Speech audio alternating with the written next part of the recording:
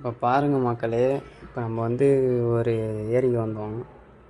எல்லாமே பெரிய பெரிய மீன் தான் இருக்குது. இதில் நம்ம விசிறு வலை போட போகிறோம். இப்போ இந்த வலை ஒரு 7.5 கிலோ இல்லை 8 கிலோ இருக்கும். தூக்கி போடுறது தான் பெரிய விஷயம். பாருங்கள் எப்படி ஈஸியாக போட்டிருப்பேன்னு. விசிறு வலை போட்டு போட்டு இதெல்லாம் ட்ரைனிங் ஆனது தான். இந்த ஏரியில் எல்லாமே பெரிய பெரிய ஜிலேபி தாங்க இருக்குது.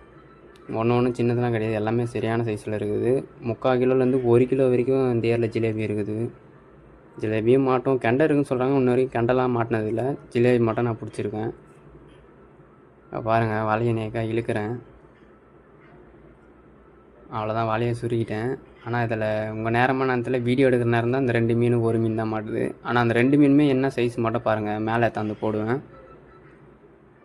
இல்லை, ஒரு மீனே எப்படி பார்த்தாலும் அதில் ரெட்டு கலரில் இருக்குது பாருங்கள். அந்த ஒரு மீனே எப்படி பார்த்தாலும் 1/2 கிலோவுக்கு இருக்கும். நல்லா சைஸாக மாட்டுதுங்க.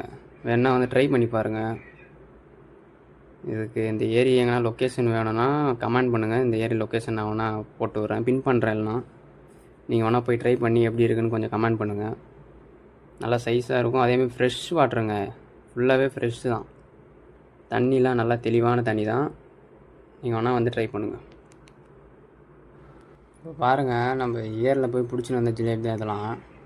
அப்போ 2 மீன் தான் மாட்டுச்சு. ஒரு வலைக்கு 2 மீன் தான் மாட்டுச்சு. வீட்டுக்கு வந்து இப்போ எவ்வளோ மீன் பிடிச்சுன்னு காட்டுறேன் பாருங்கள். எல்லாமே பெரிய மீன் தாங்க. ஒன்று கூட சின்னதெல்லாம் கிடையாது. எல்லாமே 1/4 கிலோ, 1/2 கிலோ, 3/4 கிலோ அந்தமாரி சைஸ் தான். பாருங்கள், எல்லாம் ஒரு சைஸு எப்படி இருக்குது பாருங்கள். என் கையோடு எல்லாமே பெரிய பெரிய மீனாக இருக்குங்க. பயங்கரமாக மாட்டுது வலையில். தூண்டி போட்டாலும் நல்லா சூப்பராக டைம் பாஸ் பண்ணலாம். நல்லா பெருசாக மாட்டோம். விசிறு வலை போட்டாலும் நல்லா பிடிக்கலாம். சரி, நம்ம சேனலுக்கு யாராச்சும் புதுசாக இருந்தாலும் லைக் பண்ணுங்கள், சப்ஸ்கிரைப் பண்ணுங்கள்.